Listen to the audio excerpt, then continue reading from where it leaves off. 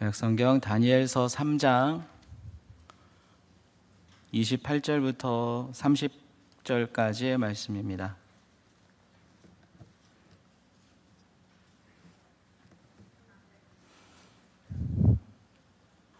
네, 다니엘서 3장 28절부터 30절이요. 예, 크게 하겠습니다. 함께 읽어볼까요? 시작. 느부갓네살이 말하여 이르되 사드락과 메삭과 아벳느고의 하나님을 찬송할지로다. 그가 그의 천사를 보내사 자기를 의뢰하고 그들의 몸을 바쳐 왕의 명령을 거역하고 그 하나님 밖에는 다른 신을 섬기지 아니하며 그에게 절하지 아니한 종들을 구원하셨도다.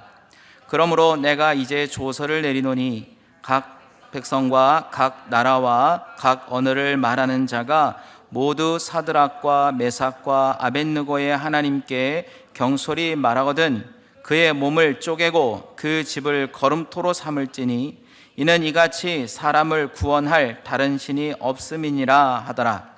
왕이 드디어 사드락과 메삭과 아벳느고를 바벨론 지방에서 더욱 높이니라. 아멘. 할렐루야. 네, 오늘도 하나님 앞에 나오신 여러분들의 기도에 하나님께서 응답하실 줄 믿습니다. 그리고 오늘 저는 굉장히 유명한 찬송이긴 한데요. 그리 아니하실지라도 라는 찬송 혹시 아시나요? 네, 이따 한번 불러보도록 하겠습니다. 지금은 한번 우리 반주하시는 자매 깜짝 놀랐는데 지금 부르는 줄 알고 미리 얘기 안 해서 지금 얘기해드리는 거예요. 악보 찾아놓으라고. 네. 성경에 그 내용이 나오는 그 가사의 그 근원이 바로 이제 다니엘서에 나오거든요. 그래서 오늘 그 부분에 대해서 함께 좀 이야기를 나누었으면 합니다. 그래서 그리 아니하실지라도 하는 제목을 가지고 함께 말씀을 나누겠습니다. 스티븐 코비라고 하는 유명한 경제학자 또 경영학자가 있는데 이 사람이 지은 책 중에 여러 시리즈가 있는데 특별히 성공하는 사람들의 7가지 습관이라는 책이 있습니다. 내용은 다 안 읽어보셨죠? 예, 저도 안 읽어봤으면 여러분도 근데 이 책의 내용을 이렇게 7가지를 제가 관심이 있어서 메모를 해놨어요. 왜냐하면 이제 설교할 일이 있으면 써먹으려고 이렇게 메모를 해놨는데 첫 번째, 이 성공하는 사람들은 도대체 어떤 습관을 갖고 있는가? 첫 번째는 자기의 삶을 주도하라. 예.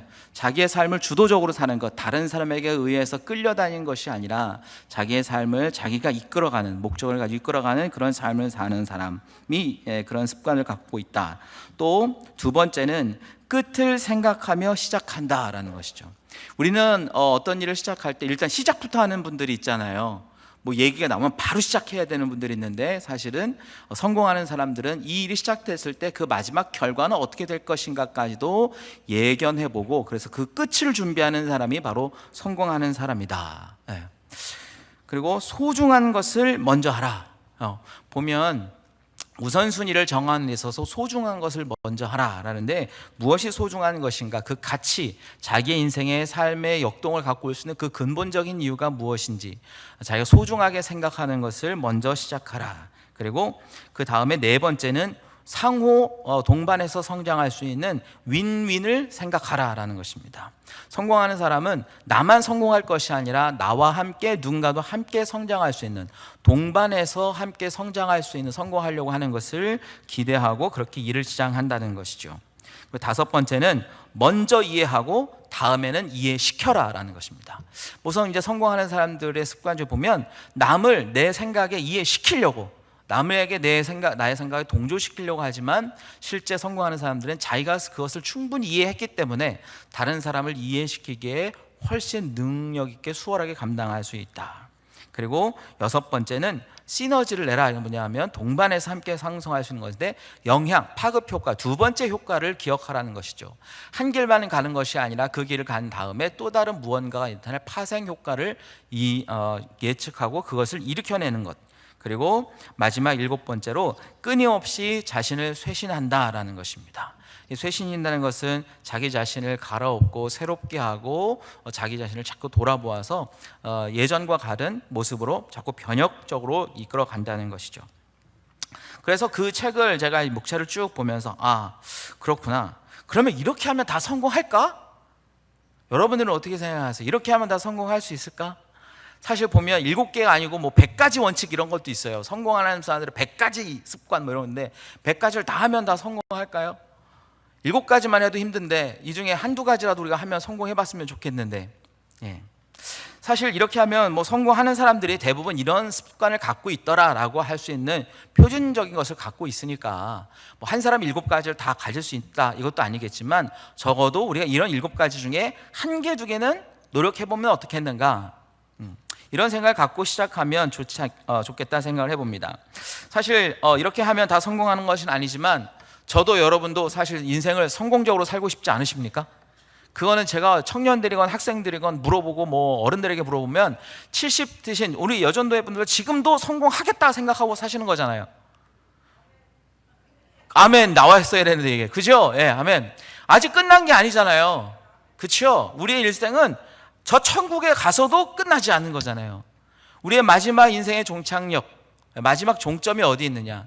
저 하나님의 나라를 향해 우리는 계속 질주해 나가고 전쟁해 나가고, 그러면 성공을 했다 안 했다 이렇게 살기보다는 그러면 어떠한 과정을 통해서 우리가 성공을 향해서 가고 있는 것인가, 그리고 성경의 많은 인물들 중에 그래도 사람이 볼 때도 그렇고 신앙적으로 봐서 성공했다는 사람들은 도대체 어떤 사람들일까, 그 사람은 어떻게 살았는가 하는 것이 우리의 더 중요한 관심일 거라고 생각해 봅니다. 우리가 성공하는 사람들을 가만히 보면 좀 이렇게 부러운 마음에 시기를 하는 경우가 좀 있는 듯 합니다. 왜냐면 저 사람은 원래 돈이 많은 집에서 태어났으니까. 요즘에는 아버지가 돈 많으면 안 된다면서요. 할아버지가 돈이 많아야 된다면서요. 예? 요즘 젊은 사람들이 그렇더라고요. 예. 아버지 돈 갖고는 안 된다, 이제 할아버지 돈이 있어야 된다, 이런 이야기를 하는데, 그러면 돈 많은 사람의 뭐 가문은 다 성공하는가? 딱히 성경에서 말하는 것도 그렇지 않고 우리가 보는 것도 그렇지는 않습니다. 그런데 성공하면 저 사람은 돈이 많으니까 나는 돈이 없으니까, 이런 생각을 해보기도 하고, 또 저 사람은 왜 성공했을까에 대해 어떻게 우연히 뭐 때를 잘 만나서 내내 망하다가 어떻게 한번 마지막에 한번 길을 쓰고 한번 저 사람 성공했네 라고 이야기하면서 그 사람을 우리 좀 폄하하거나 좀 낮게 보려고 하는, 왜 상대적으로 나는 성공했다고 생각하지 못하기 때문에 그를 좀 깎아 낮추려는 그런 생각들을 하곤 합니다. 사실 제가 그랬어요. 고등학교 다닐 때 저는 1등을 많이 못 해봐가지고 1등 하는 친구들 보면 쟤는 엄마 아빠가 돈을 잘 대주나 봐, 과외도 하고 이러니까 쟤는 1등 하지, 나는 맨날 교과서만 보고 하니까 1등 못 할 거야, 이런 생각을 하기도 했었습니다. 그래서 그 다음부터 이제 어머니한테 얘기한 거죠. 엄마, 나도 문제집 좀 사줘. 언제까지 교과서만 봐야 돼? 대학교 뭐 수능, 그때 학력고사 볼 때인데 요즘 수능에도 어쨌든 교과서만 보면 다 올백 맞고 만점 맞을 수 있다고 하니까 엄마는 너도 그렇게 해라라고 얘기할지도 모르긴 하겠지만 실제 현장에서는 안 그렇잖아요.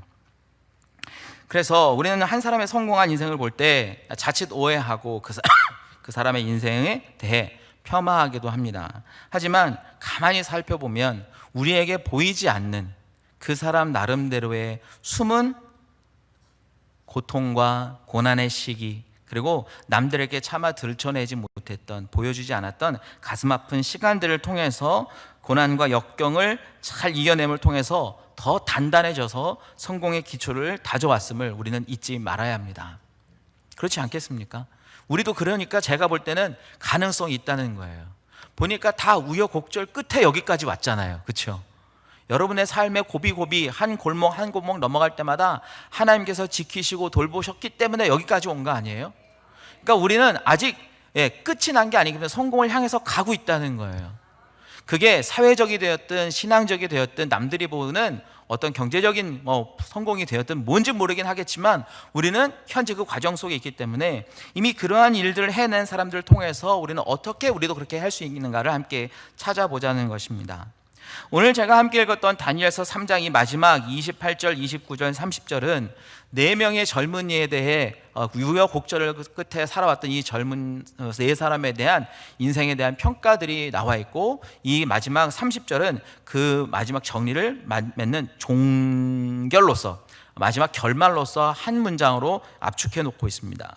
그래서 30절에 보면 왕이 드디어 사드락과 메삭과 아벳느고를 바벨론 지방에서 더욱 높이니라. 이미 높아져 있지만 더욱 높였다. 그래서 승승장구한 이 사람들의 세 사람의 인생이 우리에게 어떻게 보여지겠는가라는 것을 함께 찾아보자는 것이죠. 타국의 땅에서 역경과 고난을 믿음으로 이겨낸 이 네 사람, 사드락, 메삭, 아벳느고, 그리고 우리가 잘 알고 있는 유명한 다니엘. 사실은 이 사람들은 믿음으로 이겨낸 투지의 삶의 이야기를 마지막에 이제 정리를 해놓은 겁니다. 알고 있다시피 왕이 내리는 진미를 거부하고 채식을 해였고, 그리고 왕의 꿈을 해석해내고 왕의 금신상 앞에 숭배하지 않고 하나님만 섬기기로 결심했던 이 젊은이들이 맹렬한 풀무불과 사자굴에 던져지는 일들을 통해서 하나님이 그들과 함께하는 일을 통해 하나님 스스로가 이들을 구원하는 자임을 보여주었고, 그리고 나서 바벨론 왕이 스스로 하나님이 어떤 분인지를 고백하게 한 것, 그것이 오늘 함께 읽었던 28절, 29절, 30절이에요.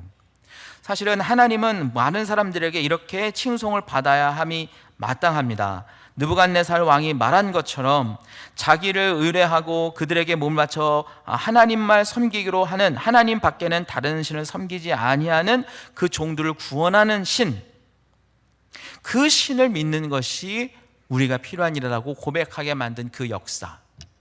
만약 저와 여러분의 삶이 누군가가 우리의 삶을 보고 저 이민철 목사가 믿는 하나님이 진짜 하나님이니까 다른 거 믿지 마, 저는 그랬으면 좋겠어요.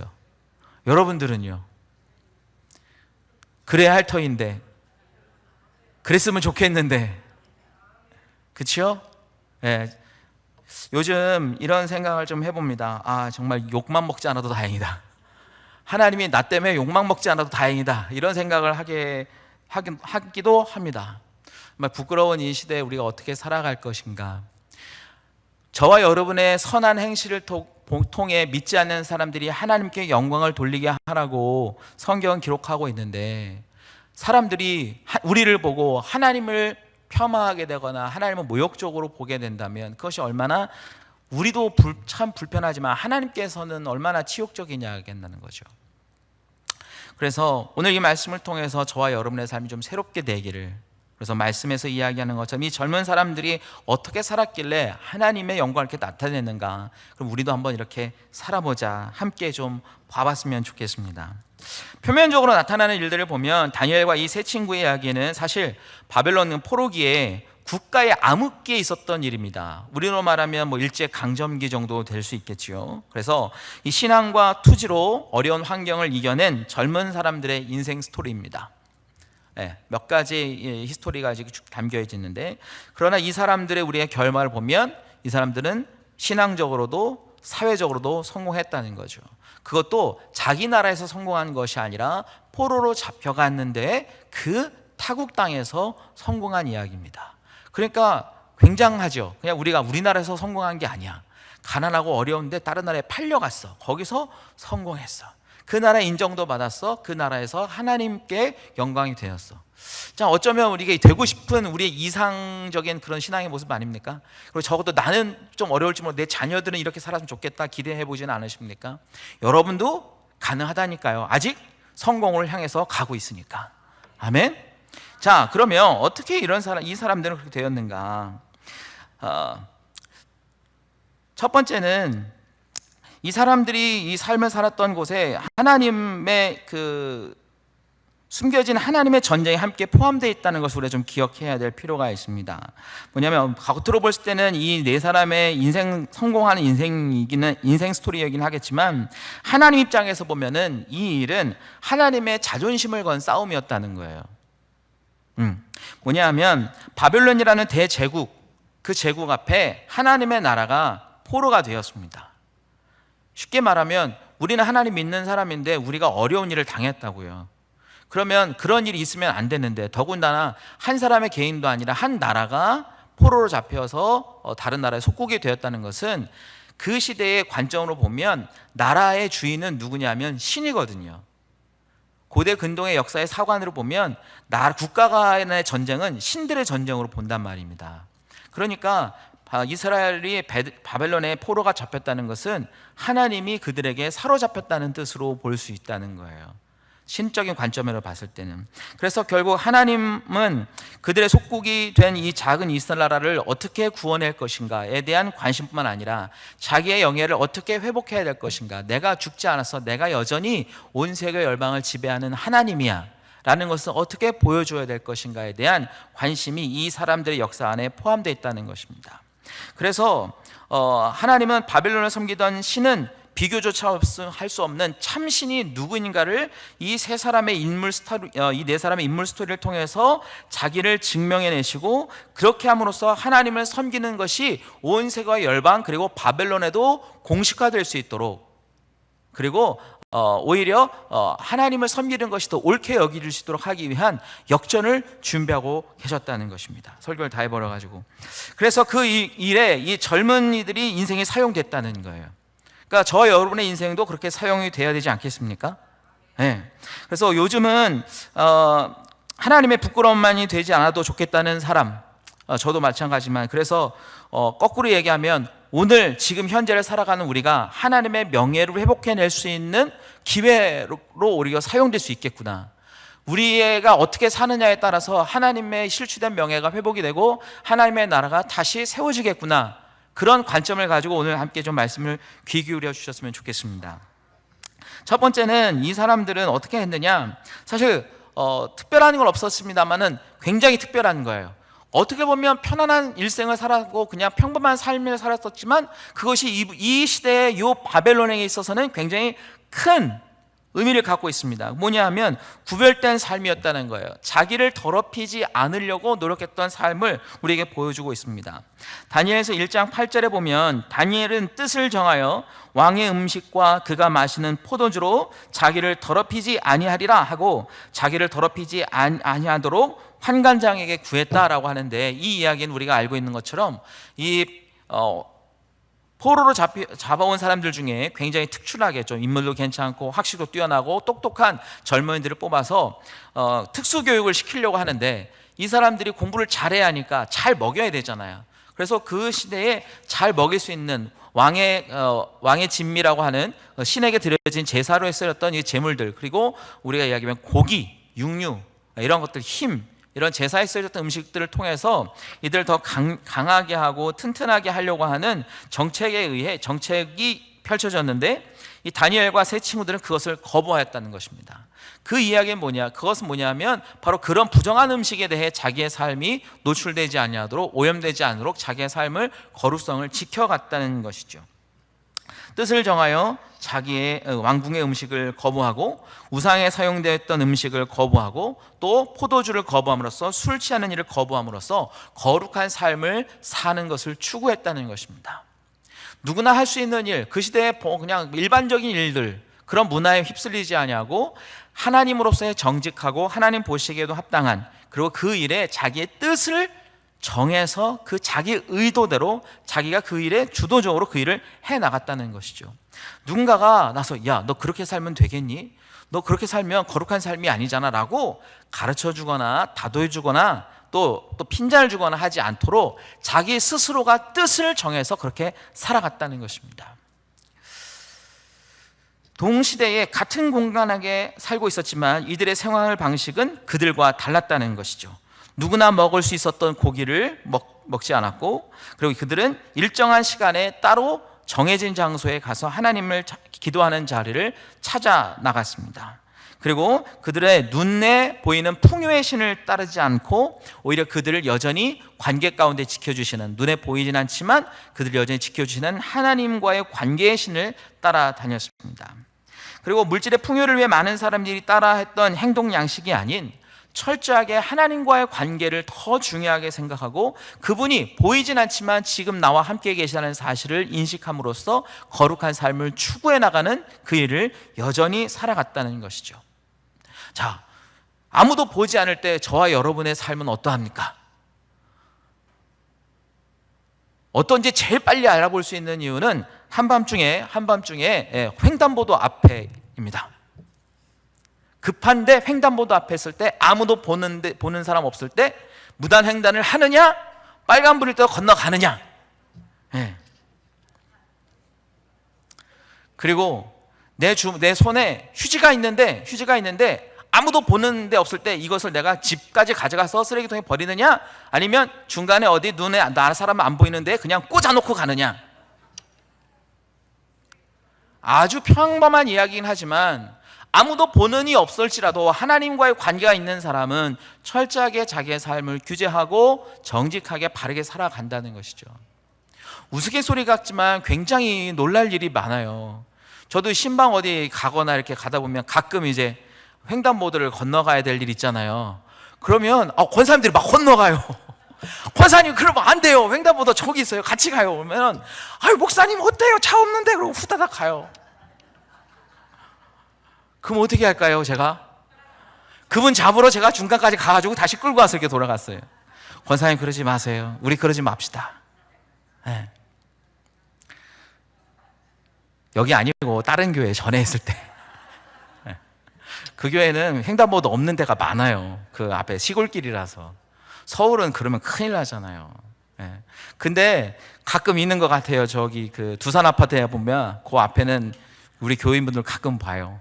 그러지 마세요.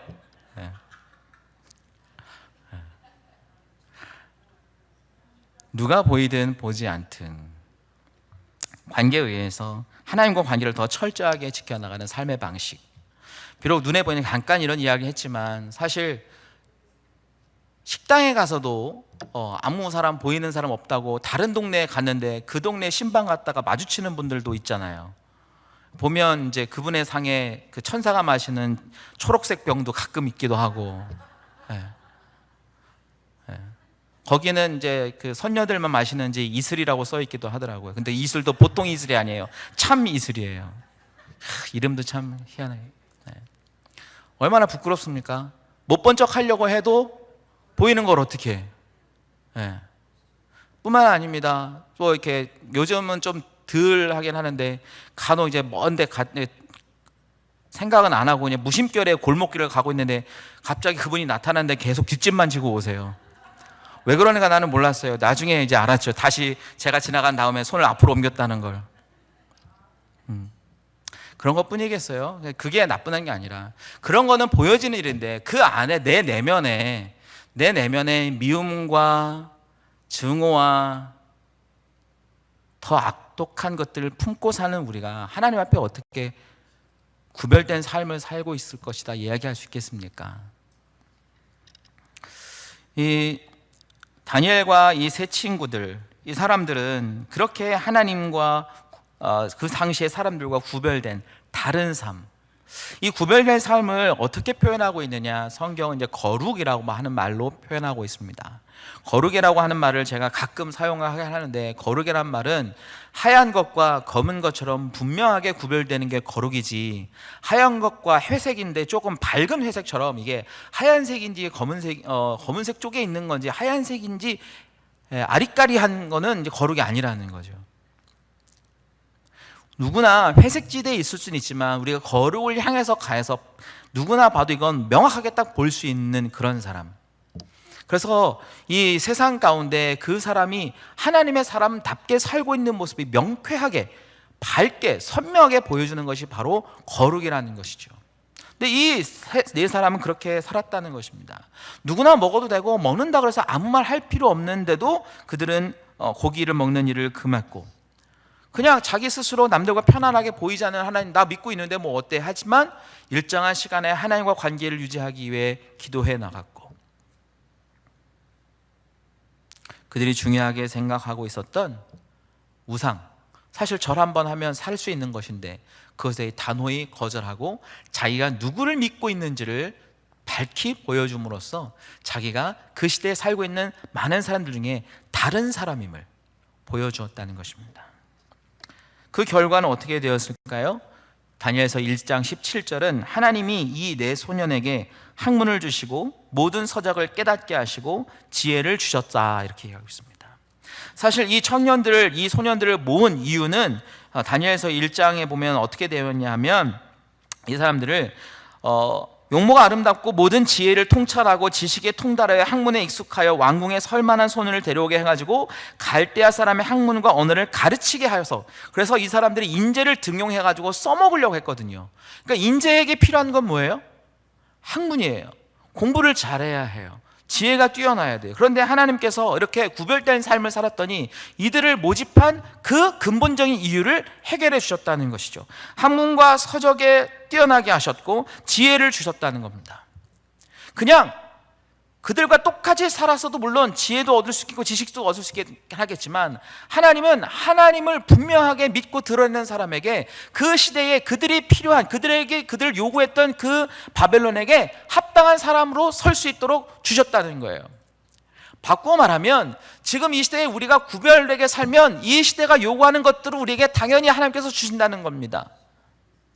조금 이해되세요? 그러니까 이 시대에 우리가 살아가야 할 필요한 것들, 지식이든 학문적이든 사회적 지위이든 그것이 요구한다면, 우리가 바르게만 살아간다면, 하나님을 원하는 하나님의 방식으로 구별되게 살아가만 간다면, 하나님은 얼마든지 우리에게 학문도 주시고 지혜도 주시고 지혜도 주실 거란 말입니다. 왜? 이 사람들을 이스라엘에서 바벨론으로 데려온 이유는 똑똑하고 바르고 다음에 미래의 일꾼으로 키워낼 인재였기 때문이에요. 그러니까 인재로서의 가능성은 충분히 행할 수 있도록 하셨습니다. 그리고 하나님은 거기에다 또 하나의 보너스까지 더하셨다고 말씀하고 있는데, 그건 뭐냐면 바로 다니엘은 또 모든 환상과 꿈을 깨달아 알더라라고 한 줄이 더 추가되어 있습니다. 기본적으로 이 시대에 필요한 학문, 도덕적 지혜, 이런 것들, 그 사람들이 필요한 그 먼 바벨론까지 불려와서 인재로 등용돼야 하는 그 이유, 근본적인 이 사람들이 필요한 모든 학문적인 가치들은 충분히 채워졌다는 거예요.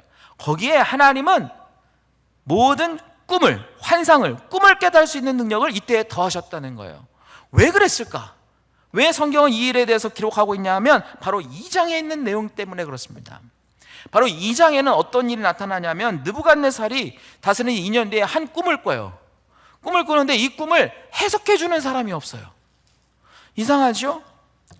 모든 점술가, 점쟁이, 술사를 다 부르고 박수를 부르고 해서 다 그 꿈을 해석해 달라고 해도 그 꿈을 알아맞추는, 그 뜻을 알아맞추는 사람이 없었어요. 그래서 야, 도대체 이 대단한 지식을 가지고 박사들을 가지고 또 이 점술 행하는 사람들을 내가 이렇게 했는데 내 꿈을 해석해 줄 사람이 없느냐? 차라리 다 죽여버려라. 그렇게 하자 다니엘과 이 세 친구가 함께 모여서, 야, 자칫하다간 우리도 죽게 생겼다. 어떻게 하면 좋겠는가? 우리 하나님께 도움을 구하자. 그리고 나서 그들이 하나님 앞에 도움을 구하고 우리가 함께 살려면 하나님께서 주시는 지혜가 필요하겠다라고 하니까, 하나님께서 다니엘의 꿈을 통해서 다니엘에게 밤에 해몽을 주신 거란 말이죠. 다니엘에게 이미 앞으로 일어날 일에 대해 준비할 수 있도록 능력을 주셨다는 겁니다. 뭐냐 하면 우리가 바르게 살면 미래의 일들도 준비하도록 능력을 더하신다는 거예요. 지금 당장 필요한 일을 해결할 수 있도록 도우실 뿐만 아니라 앞으로 일어날 일에 대해서도 하나님 예배하시고 준비해 주신다는 것입니다. 그것이 바로 여호와 이레의 하나님이라는 거예요. 어떻게 될지 모르는 일생 가운데 하나님께서 이미 부여해 주신 것, 그것을 믿음으로 받아 나가고 그것을 이루어 나갔을 때 바로 이 인생의 위기에 처했을 때 그것이 아주 큰 역할을 하게 됩니다. 아니나 다를까 다니엘은 이 꿈을 해석하고, 아, 하나님께서 내게 이 비밀한 것을 알려주셨구나.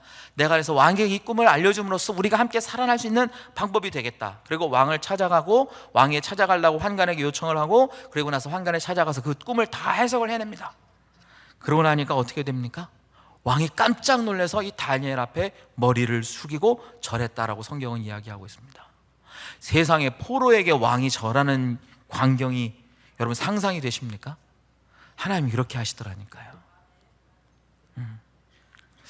여러분 인생을 살면서 위기가 절대 안 올진 않아요. 와요. 죽을 것 같은 때가 와요. 그렇지 않아요? 죽음의 고비를 여러 번 넘기셨잖아요. 죽을 것 같았던 때가 수도 없이 많았었잖아요. 차라리 내가 이혼하고 말지. 나만 없어지면 나 편해지겠지. 내가 책임지면 우리 가족들은 편해질 거야. 남자분들. 얼마나 많은 삶의 위기들이 있었습니까? 그런데 그럴 때 이 사람들은, 이 네 사람은 어떻게 했느냐? 하나님께 기도하고 하나님의 주신 능력을 10분 발휘할 수 있도록 노력했다는 것입니다. 본인이 잘못한 게 아니에요. 왕이 꿈꾼 게 뭔 잘못이에요? 왕이 꿈꿨는데 왜 내가 죽임을 당해야 하죠? 이해되십니까? 아니, 왕이 꿈꿨는데 그 꿈 자기가 모르면 할 수 없는 거지. 그 꿈이 무슨 뜻인지 모른다고 사람들을 왜 죽이냐고. 어이없게 내가 당한단 말이에요. 세상 하는 사는 일이 그렇지 않으세요? 여러분이 잘못해서 어렵고 힘든 일을 당한 적이 많으세요? 다른 사람 때문에 억울하게 당한 일이 많으세요? 둘 다 많아? 반반? 사실은 경우야 어떻게든 하겠지만 우리가 정말 어려운 일을 당할 때는 뭐 남이 잘못해서 그럴 수는 하겠지만 더 억울한 건 남이 잘못했을 때 내가 어려우면 더 어렵긴 하겠지만 결국 죽을 것 같은 그 위기 상황, 죽음에 몰릴 그 상황에서 우리가 찾아가야 할 것은 이 젊은 사람들처럼 우리도 하나님을 더 적극적으로 찾아야 한다는 것입니다. 그리고 이 사람들은 그 위협거리가 닥쳤을 때 하나님께 기도했습니다. 그리고 또 하나는 혼자 기도하지 않고 기도의 동지들을 찾았습니다. 여기 보니까 기도의 동지들이 너무 많아요. 그렇죠? 우리 동지들을 더 모았으면 좋겠습니다. 오늘만 오지 마시고, 내가 맡은 날만 오지 마시고, 오늘만 오지 마시고, 다음 주에도 오시고, 그 다음 주에도 오시고, 거기 계신 둘, 넷, 6분 다음 주에도 뵙겠습니다. 알겠죠? 출석 체크할까요? 다음 주에 오셔도 마찬가지. 우리가 함께 모여서 기도의 일을 함께 동역했으면 좋겠습니다. 특별히 어려운 일을 당했을 때 기도하면 삼겹줄은 끊어지지 않는다고 하셨던 것처럼 더 큰 역사를 이루어내지 않겠습니까? 사실 혼자 여기에 보면 꿈을 해석하는 능력은 다니엘에게만 주셨어요. 다니엘에게 주었다고 성경은 기록하고 있어요. 하지만 다니엘은 충분히 혼자도 했었지만 함께 기도를 요청해 왔고 함께 살 방법을 찾아갔다는 것입니다. 하나님은 그에게 응답하셨고 다니엘이 꿈 해몽을 통해서 다니엘만 산 것이 아니라 함께 살아가게 되었습니다. 위기를 함께 이겨나게 되었다는 것이죠. 그 결과 어떻게 되었느냐? 결과로 다니엘은 하나님을 높이는 기회를 맞게 되었습니다.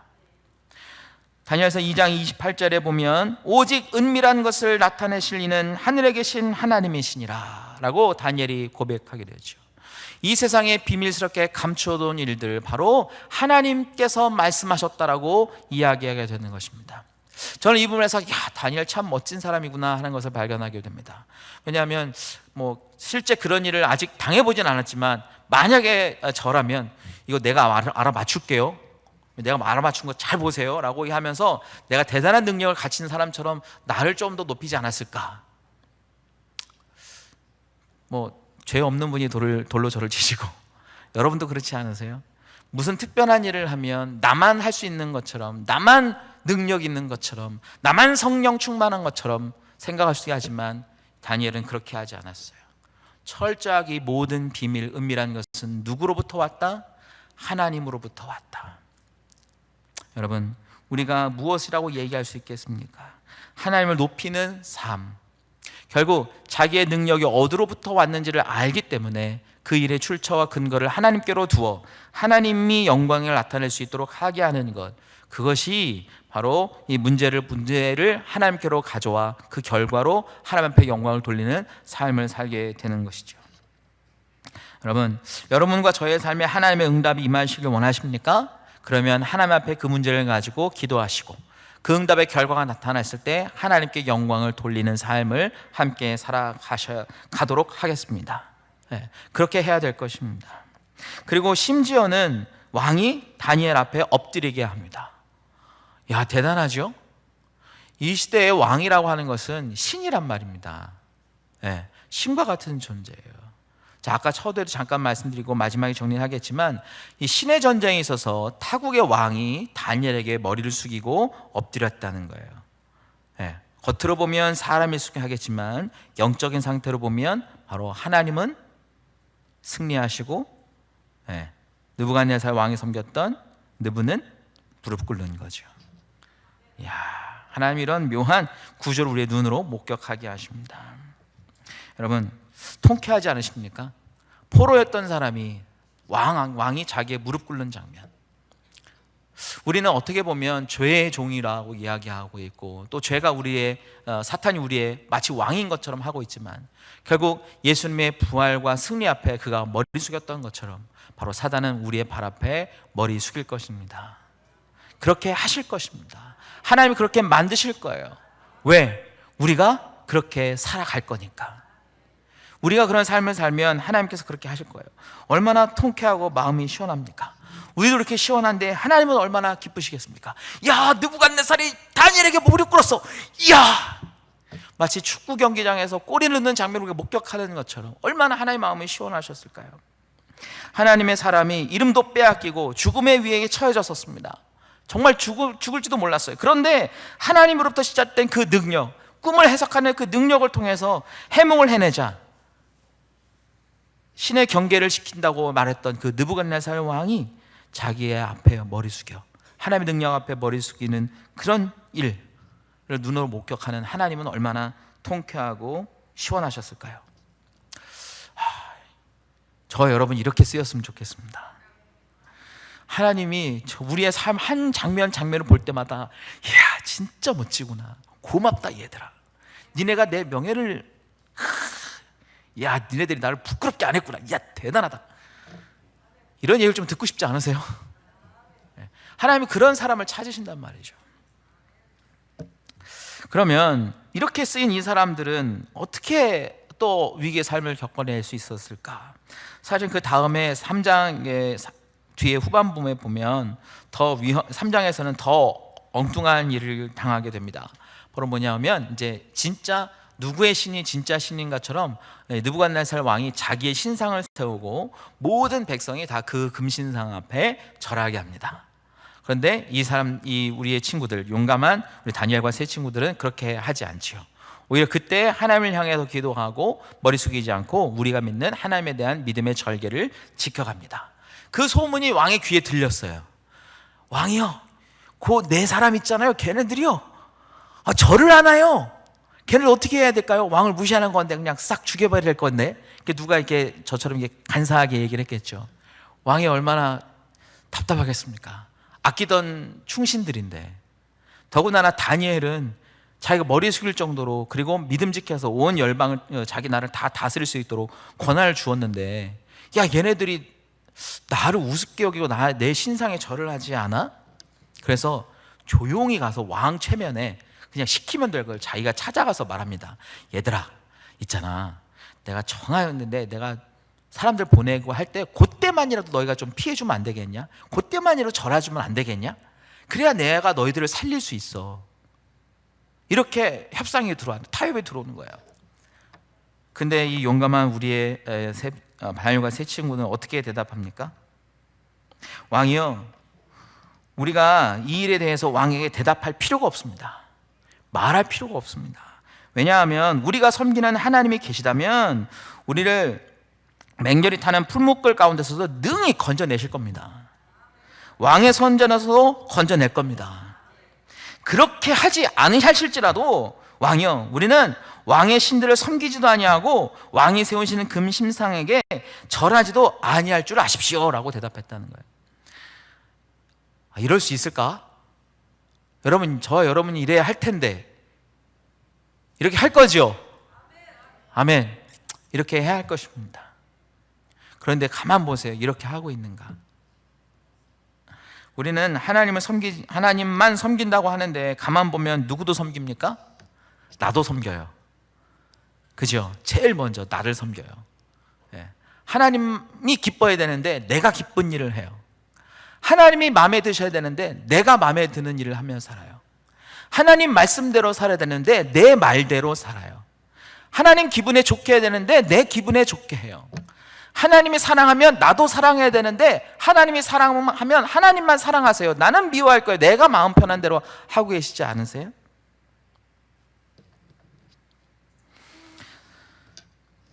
세상 사람들이 다 섬기고 있는 돈이라고 하는 것들을 향해서 우리는 얼마나 맹렬하게 쫓아가고 있습니까? 사실 굉장히 필요한 일이에요. 우리가 삶을 사는데 없어서는 안 될 일이긴 합니다.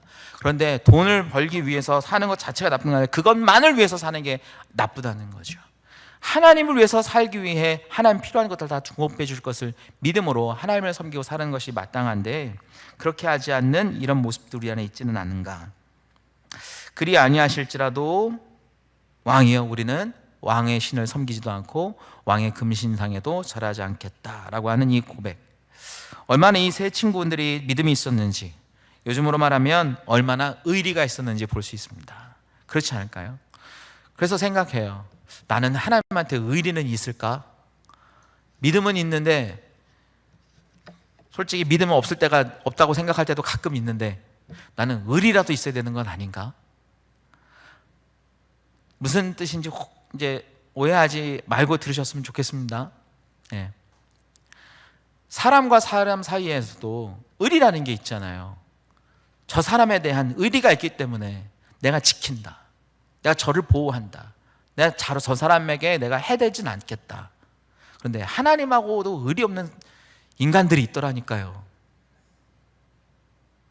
믿음은 고사하고 의리도 없어요. 근데 이 사람들의 그 믿음의 고백을 뛰어넘어서 어떻게 보면 의리 있는 고백, 그렇게 하지 않을지라도, 하나님 우리를 죽일지라도, 왕의 손에 건져내지 못할지라도 나는 하나님만 섬기겠습니다.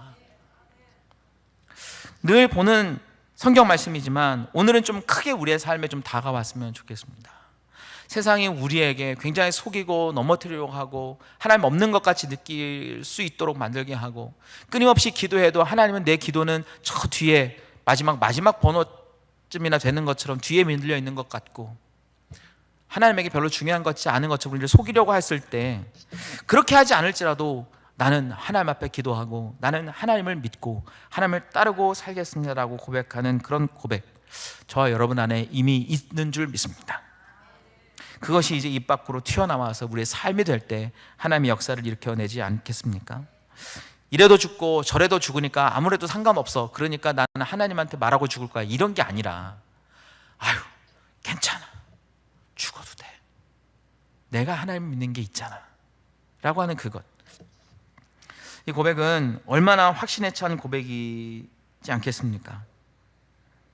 진정한 하나님의 주권, 하나님의 일하심에 대한 확실한 믿음, 내 뜻과 상관없는, 설령 나는 하나님이 지켜줄 거라고 믿고 있지만 하나님의 뜻은 내가 죽는 것이라고 할지라도 나는 하나님을 믿겠다고 하는 이 위대한 고백, 함께 고백했으면 합니다. 우리는 믿음이 있다고 하지만 실제 우리는 조건에 따른 믿음의 고백을 하고 있는 건 아닌지 함께 돌아보았으면 좋겠습니다. 우리가 원하는 조건에 하나님 응답하시면 하나님 있구나, 나 하나님 믿어. 내가 원하는 조건에 하나님 반응하지 않으시면 에이, 하나님 없네, 하나님 안 믿어, 이런 것이 아니라, 내가 어떠한 조건을 내걸 것이 아니라 하나님의 조건이 무엇이든지 나는 그냥 하나님 믿는 것, 그것이 우리의 올바른 자세리라 믿습니다. 그런데요, 놀라운 일은 하나님은 이런 고백을 하는 이들을 구원하셨다는 거죠. 결코 그들을 내버려 두지 않으셨다는 것입니다. 그리 아니하실지라도 자기는 하나님만 섬기겠다는 이 사람들을 하나님은 결코 그냥 내버려 두지 않으셨다는 게 우리에게 큰 희망이요 소망이 되는 줄 믿습니다. 하나님이 이들을 구원하셨는데 어떻게 구원하셨느냐? 바로 이들 곁에 오셨어요. 대단하죠? 풍물불 가운데 이 사람들 곁에 오셨다니까요. 느부갓네살이 왕이 목격했어요. 분명히 3사람 넣었는데 그 안에 4사람이 있다는 거예요. 사람이 눈으로 볼 수 있는 환경과 여건으로 하나님이 임재하셔서 그들과 함께 하셨다는 겁니다. 대단하지 않으세요? 그냥 눈에 보이지 않는 형체로 그냥 하나님이 어떤 큰 힘을 가해서 얼음 같은 뭔가를 보내가지고 거기만 딱 보호해줘도 될 판인데, 그래도 살아날 수 있는 판인데, 하나님이 사자를 보내서 직접 그들과 함께 계심을 사람들의 눈으로 목격하게 하셨다는 거죠. 저는 이게 더 크다는 겁니다. 하나님 어떤 기이한 현상을 통해서 우리를 보호하시고 우리와 함께 하셨다는 걸 많은 사람들이 느끼게 할 수 있고 알게 할 수 있도록 하는 건 좋다는 거예요. 그런데 하나님은 사람들이 눈으로 목격할 수도 우리의 현장에 함께 하신다는 거예요. 우리가 말하지 않아도, 우리가 어떻게 증명해내려고 하지 않아도 그 현장 그 자체가 하나님의 임재의 현장이 된다는 겁니다. 이게 얼마나 놀라운 일입니까? 하나님 우리와 함께 계신다는 거예요. 여러분 늘 고백하지 않아요? 늘 기도하지 않아요? 하나님 나와 함께 해주세요. 하나님 내 현재 함께 해주세요. 내 이런 문제가 있어요. 주님 도와주세요. 그런데 그때 주님께서 함께 하신다는 거예요. 언제? 그리 아니하실지라도 나는 하나님을 섬기겠다고 이 믿음의 고백을 하는 사람들에게 하나님 함께 하셨다는 거예요. 성경을 창세기부터 마지막 계시록까지 보는 여러 가지 관점과 단어들이 많이 있는데 저는 그 중에 개인적으로 임마누엘이라는 말을 굉장히 좋아합니다. 많이 좋아하는데 그 중에 특히 좋아하는 말이 임마누엘이에요. 하나님께서는 임마누엘은 모든 상황 가운데 함께 하신다는 거죠. 영원히 처음 시작부터 영원까지 함께 하는 거예요. 저 여러분의 삶의 현장, 그 위기의 현장이 바로 임마누엘의 현장이 되는 위대한 경험을, 그런 기적의 삶이 저와 여러분에게 있다는 것입니다. 우리만 아는 게 아니에요. 우리의 삶의 상황을 보고 믿지 않는 누군가가 보고 하나님을 본다는 거예요. 그게 주님이 원하시는 믿음의 수준 아니겠습니까? 하나님의 보호하심을 믿고 확신하는 것, 그렇지 않아도 맡길 만한 믿음, 그런 믿음에 하나님은 일하시고 반응하셔서, 그리고 그 믿음대로 되는 역사를 보여주셔서 그들을 구원하셨습니다. 심지어 그들과 함께 계셨습니다. 우리를 어렵게 만드는 장본이나 어떤 상황 안에 있는 어떤 사람들이라도 그 현장을 목격하고 하나님의 계심을 확인할 수 있도록 하신다는 겁니다. 여러분, 정말 믿음이 세상을 이긴다면 저와 여러분이 갖고 있는 그 믿음으로 세상을 이겨보고 싶지 않으십니까? 이길 수 있는 방법이 있는데 왜 이길 수 없는 방법을 향해서 자꾸 나아가십니까? 성경은 말하고 있어요. 믿음이 세상을 이긴다고. 이기는 방법은 이미 있는데 그것을 채택하지 않는 것이 우리의 고집이요, 우리의 불신앙 아니겠습니까? 하나님은 굉장히 모욕적인 일을 당하셨습니다. 왜냐하면 이 일은 아까 서두에 잠깐 말씀드린 것처럼 하나님 입장에서 봤을 때는 하나님의 백성을 빼앗긴 일이고, 하나님이 다른 신에게 보다 열등하게 보이도록 하게 하는 지배구조로 바뀌어졌다는 거예요. 하나님이 이 지배구조를 바꿔야 하고 하나님의 살아계심을 보여줘야 하고 하나님이 여전히 실존하시다는 것을 드러내야 합니다. 근데 그것을 처음 다니엘 처음 시작할 때 아주 굉장히 모욕적인 정면으로 서술해 놓고 있습니다. 첫 번째 보면 다니엘사 1장 2절에는 느부갓네살이 하나님의 전의 기구를 가져다가 자기가 모시는 신의 신전에다 갖다 놔요. 네. 하나님의 전에서 사용되었던 기물들을 우상 섬기는 곳에 갖다 놨다고요. 얼마나 하나님 입장에서 봐서는 모욕적이고 치욕적이고, 내 거를 남의 집에다 갖다 놓고 남의 신을 섬기는 데다 사용한다고, 그것도 창고에 보관하고 있다니 얼마나 하나님 입장에서 봤을 때는 그렇지 않을까요? 네. 더군다나 1장 후반부에 나오면 이 네 사람이 등장하는데 이 네 사람의 이름이 싹 바뀌죠. 예, 다니엘의 뜻은 원래 뭐냐면 하나님은 재판관이시다라는 뜻입니다. 하나님은 판단하시는 분이시다. 그런데 벨드사살이라고 이름이 바뀌어요. 그건 뭐냐면 그가 그의 생명을 지키시려는데 우상 하면은 이방신이 그의 생명을 지킬 것이다 라고 바뀌는 거예요. 하나냐라는 이름은 여호와께서 은혜를 베푸신다라는 뜻입니다, 원래. 그런데 사드락이라고 이름이 바뀌는데 그것은 수메르의 신 아코의 이름을 따서 아코의 명령이라고 이야기하는 거예요. 하나님께서 은혜를 베푸시는 건데 아코 신의 명령을 따르는 사람이라고 이방신의 이름이 들어오게 됩니다. 미사엘은 원래 무엇이 하나님인가, 누가 하나님인가, 하나님은 누구인가, 바로 이분이 하나님이다 라고 이야기하는 것인데, 메삭이라고 하는 것은 누가 무엇이 아코인가, 누가 이방신인가 라고 그 이름이 바뀌어지게 됩니다. 아사랴로가 하는 원래 그 뜻은, 히브리어 말 뜻은 여호와께서 도우신다 라는 뜻이에요. 그런데 이름이 아벤누고로 바뀌는데 그 뭐냐면 너부스를 섬기는 사람, 느부갓네살, 느부를 섬기는 사람이라고 이름이 바뀌는 거예요.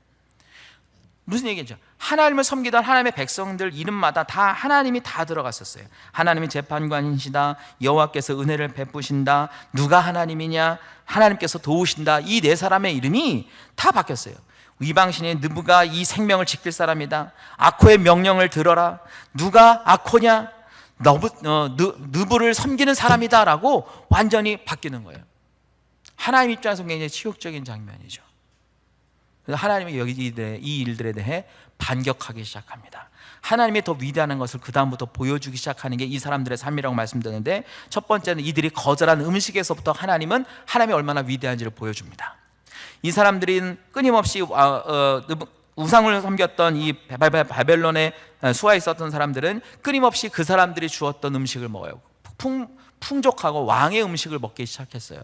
그런데 왕의 음식을 거절한 이 사람들이 훨씬 보기에도 아름답고 건강하게 보이고 채식을 했음에도 불구하고 훨씬 더 우위를 점하고 있다고 성경은 말해주고 있습니다.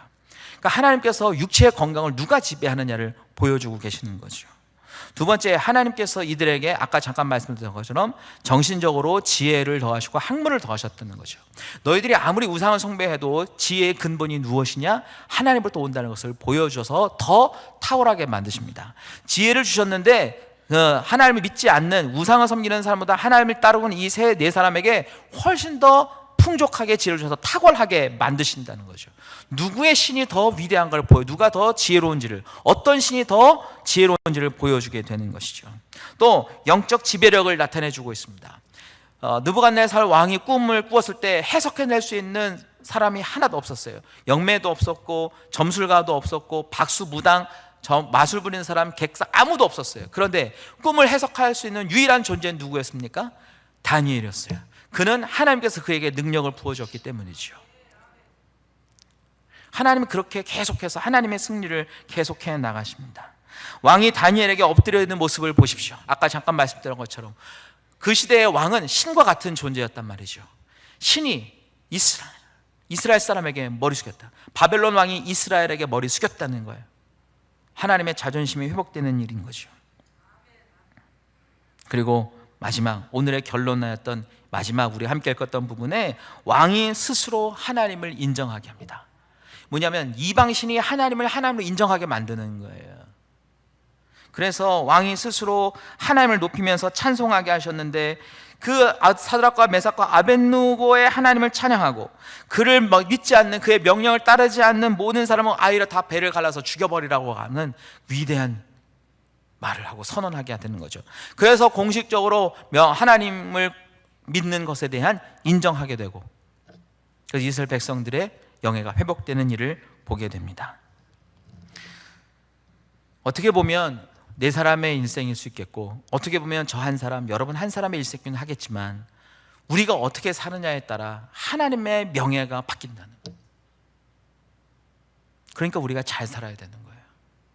구별되게 살아야 하고, 바르게 살아야 하고, 하나님부터 온 것은 하나님께로 돌릴 줄 알아야 하고, 그리고 마지막 같아, 우리가 무엇 때문에 이길 수 있는지, 내가 무엇으로 이길 수 있는지, 하나님의 싸움을 대신하는 사람으로서 함께 잘 살아가야 할 줄 믿습니다. 그래서 그렇게 하지 않으실지라도 나는 하나님의 뜻에 대해 순종하는 사람이 되겠습니다라고 하는 그런 믿음이 우리 안에 있어야 될 줄 믿습니다. 그래서 저는 설교를 좀 맺으면서 성공하는 사람들의 7가지 습관, 7가지를 제 나름대로 오늘 말씀에 비추어서 좀 바꿔봤습니다. 믿음이 있는 사람들은, 믿음이 성공하는 사람들은 어떤 습관을 갖고 있는가? 첫 번째, 자기 자신의 삶을 주도하라. 이 말씀을, 하나님의 말씀이 삶을 주도하게 하라. 두 번째, 끝을 생각하며 시작하라 라고 했는데, 고난의 끝을 바라보며 일하라.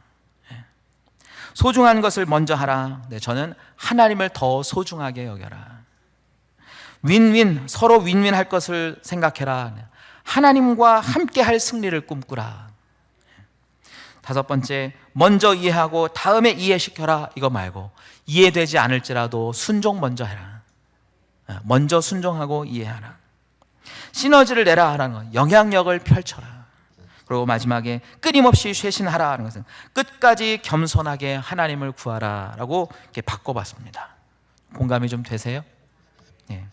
여러분, 사실은 굉장히 어수선하기도 했겠지만 굉장히 중요한 말씀들이 좀 이 안에 들어있다고 저는 생각해 봅니다. 여러분, 우리가 어떻게 하느냐에 따라 하나님의 명예가 다시 일어날 수 있다는 거예요. 우리는 하나님과 하나님 믿지 않는 그 어떤 것과의 전쟁에서 하나님 대신해서 싸우고 있다는 거죠. 저 여러분의 삶이 그런 삶으로서 함께 나아갈 때 하나님 우리를 강한 하나님의 군사적 삶으로 이끌어 갈 것입니다. 하나님 말씀하세요. 믿음이 없이는 하나님을 기쁘시게 할 수 없다. 그래서 하나님께 나아가는 사람은 반드시 그가 계신 것과 자기를 찾는 자들에게 상 주시는 이심을 믿어야 할 것이다. 여러분, 저도 여러분도 분명히 믿음은 있다고 생각해 봅니다. 그런데 그 믿음을 이제는 보여줘야 할 때는 거예요. 그리 아니하실지라도 나는 하나님 믿습니다 라고 하는 강력한 믿음의 고백이 저와 여러분을 통해서 날마다 고백되기를 기도해 봅니다. 기도할게요.